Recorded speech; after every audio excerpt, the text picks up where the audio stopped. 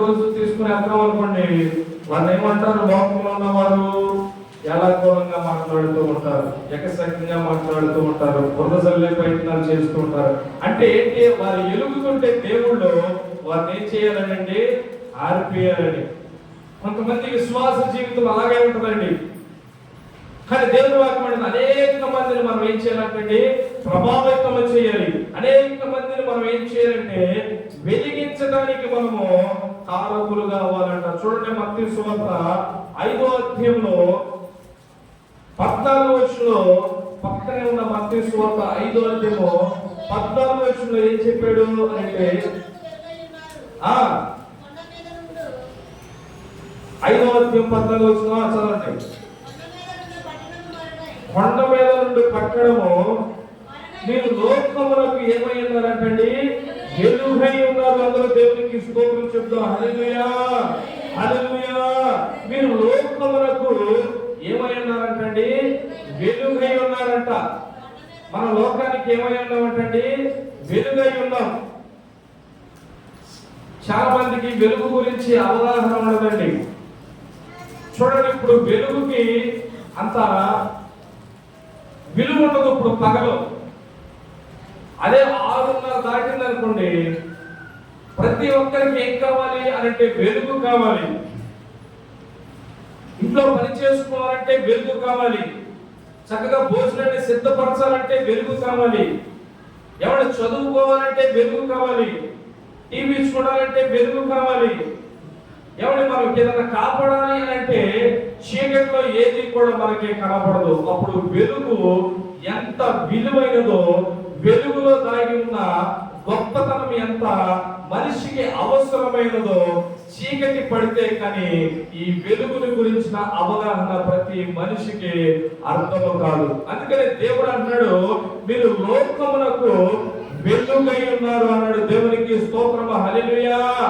ప్రియమైన దేవుని బిడ్డలారా, నీవు నేను మనము లోకానికి ఎలా ఉన్నాము అంటే వెలుగై ఉన్నామంట. మనము వెలుగులో ఉన్నాము కాబట్టి చీకటిలో ఉన్న వారిని ఏం చేయాలి అని బైబిల్ సెలవిస్తున్నది అంటే వెలుగులోనికి నడిపించాలని దేవుని వాక్యం మనందరికీ జ్ఞాపకం చేస్తున్నది. కొండ మీద నుండి పట్టణము మరుగై ఉండలేదంట. 15వ వచనంలో కూడా రాశాడు, మనుషులు దీపం వెలిగించి కొంచెము కింద పెట్టరు, కానీ అది ఇంట నుండి వారందరికీ వెలిగించుటకై ఎక్కడ పెడతారంటండి, దీప స్తంభం మీదే పెట్టు దొరకదని దేవునికి సెలవిస్తున్నది. దేవునామానికి అందరూ స్తోత్రం చెప్తాం. హల్లెలూయా. కాబట్టి కరెంట్ పోయింది అనుకోండి, ఇప్పుడు క్యాండిల్స్ లేవు. ఇదివరకు మేము చిన్నప్పుడైతే క్యాండిల్స్ ఉండేవి. అలాగే చిన్న డబ్బాలో నూనె ఆ ఒత్తిని వెలిగించేవారు. ఇప్పుడు కరెంట్ పోయినప్పుడే దేవుడిని మనం గమనించినట్లయితే ప్రతి ఒక్కరి దగ్గర ఏమంటాయో తెలుసండి, సెల్ ఫోన్ ఉంటుంది.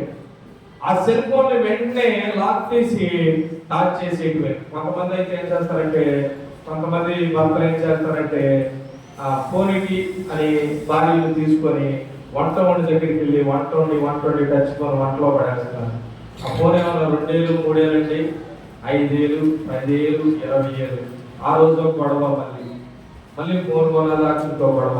దేవుడు ఎందుకని మాట చెప్పారంటే వెలుగు ఎంత విలువైనదో చాలా మందికి తెలుసండి.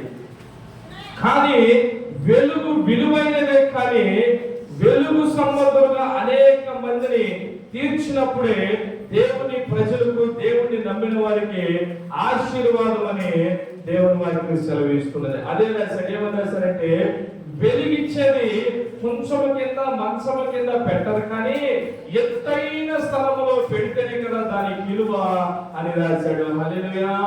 అలాగే దేవుని నీవు నేను అనేక మందిని వెలిగించినప్పుడే, అనేక మందికి ఆశీర్వాదకరంగా ఉన్నప్పుడే దేవుని వాక్యం మనకి ఏమైందంటే ఆశీర్వాదకరంగా మారింది.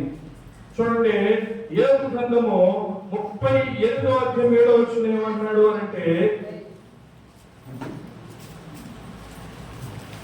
యోబు గ్రంథం 38వ అధ్యాయము 8వ వచనంలో 7వ వచనం ఏమంటాడండి, ఉదయ నక్షత్రములు ఏకముగా కూడి పాడినప్పుడు దేవదూతలందరూ ఆనందించి జయధ్వనులు చేసినప్పుడు దాని మూలరాత్రి వేసిన వాడు ఎవడో దేవునికి స్తోత్రం. హల్లెలూయా.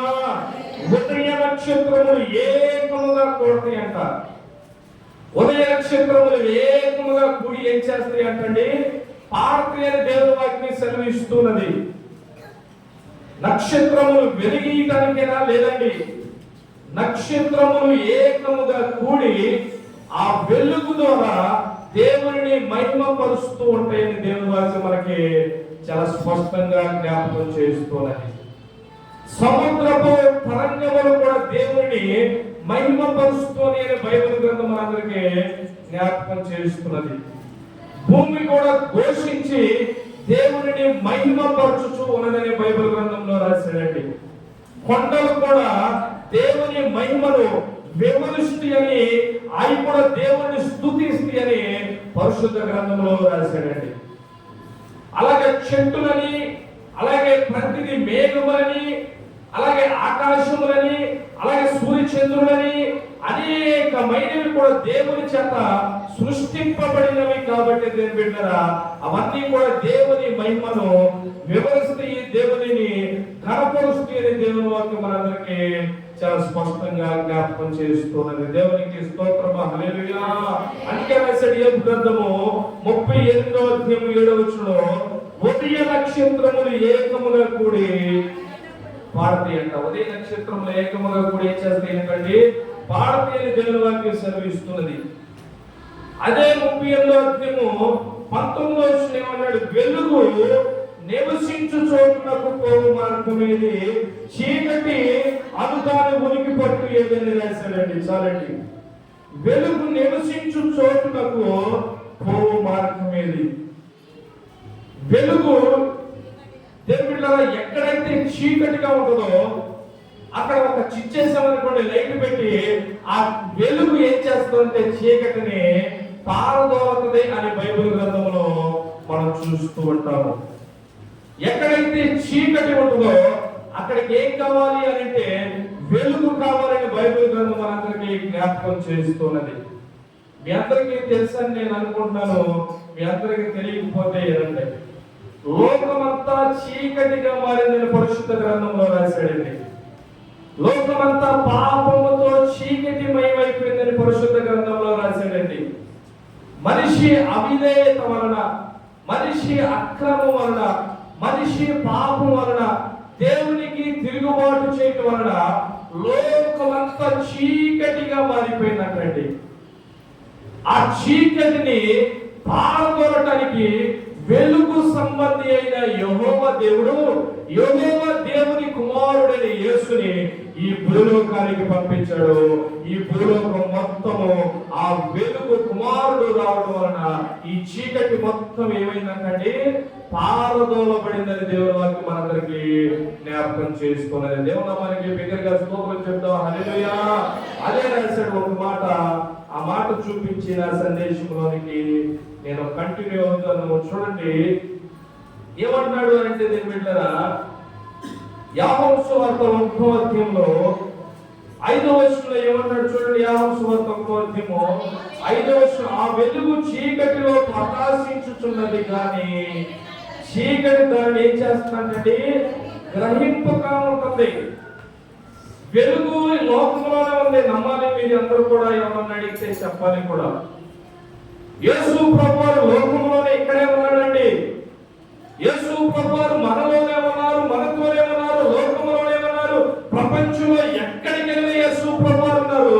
ఆయన లేని స్థలం లేదు. కానీ చీకటి మాత్రము వెలుగుని ఏం చేస్తుందంటే గ్రహింపగా ఉంటుంది. అందుకే అనేక మంది మందు తాగటము, అనేక మంది లోకంలో ఉన్న వారు వ్యభిచారము చేయటము, అనేక మంది లోకంలో ఉన్న వారు దొంగతనాలు చేయటము, అనేక మంది దేవునికి వ్యతిరేకమైన పాపాలు చేయటము గల కారణం ఏంటో తెలుసండి. వెలుగు లోకంలోనే ఉన్నది కానీ చీకటి క్రియల ద్వారా ఆ వెలుగులో ప్రతి ఒక్కరు కూడా ఏం చేస్తూ ఉన్నారంటే గ్రహింపగా ఉన్నారు అని బైబిల్ గ్రంథంలో యాకోబు అనే భక్తుడు చాలా స్పష్టంగా రాయటం అనేది జరిగింది. దేవునికి స్తోత్రం. హల్లెలూయా. చూడండి దేవుని బిడ్డలారా, కీర్తన గ్రంథము మనం పరిశీలన చేస్తున్నప్పుడు 19వ అధ్యాయంలో 130వ వచనంలో ఒక చక్కని మాటను భక్తుడైన దావీదు జ్ఞాపకం చేయడం అనేది జరిగింది. ఒకసారి అంటే ఏమంటాడు అంటే కీర్తన గ్రంథము అందరూ తీయండి. ఏమంటాడు ఇక్కడ 130వ వచనం, 119వ వచనం, 119వ అధ్యాయం 130వ వచనం. నీ వాక్యము వెల్లడి అవుట తోడనే వెలుగు కలుగునంట. హల్లెలూయా. చక్కగా చదవాలి. చదివేవారు ఏమని జ్ఞాపకం చేస్తున్నాడు అంటే నీ వాక్యము వెల్లడి అన్నాడండి. నీ వాక్యము చెబుతూ ఉన్నప్పుడు, నీ వాక్యాన్ని ధ్యానిస్తూ ఉన్నప్పుడు, నీ వాక్యాన్ని చదువుతూ ఉన్నప్పుడు అనేక మందికి అది వెల్లడపరచబడుచున్నప్పుడు ఏం జరుగుతుందని రాశాడండి. తర్వాత వెలుగు కలుగుతూ ఉంటదంట. హల్లెలూయా. వాక్యాన్ని చెప్పకుండా ఉన్నాం అనుకోండి, వెలుగు కలగదు. ఎవడే మన ఊర్లో ఇంచుమించు 10 సంఘాలు ఉన్నవి. ఈ 10 సంఘాలు కూడా దేవుళ్ళరా వాక్యాన్ని వెల్లడి చేయడం ద్వారా, వాక్యాన్ని ప్రకటించడం ద్వారా, వాక్యాన్ని బోధించడం ద్వారా ఎంతో కొంత మన ఎల్లడం గ్రామానికి ఏమొచ్చింది అని అంటే వెలుగు కలిగింది. హల్లెలూయా. కొన్ని ప్రాంతాలకు మీరు అనండి, కొన్ని ఊర్లకు మీరు అనండి, మందిరాలు లేక, వాక్యము వెల్లడి అవక, వాక్యాన్ని ప్రకటన చేయక, వాక్యము అక్కడ బోధపరచక ఆ ఊరంతా విగ్రహారాధనతో, ఎవడి వ్యభిచారముతో, ఎవడి నరహత్యలతో కొన్ని ఊర్లు, కొన్ని గ్రామాలు ఎలా ఉంటాయో తెలుసండి. చీకటిగా మారిపోతాయి, అగాధముగా మారిపోతాయి. అనాగరిత అక్కడ మనకి కనబడుతుంటుంది.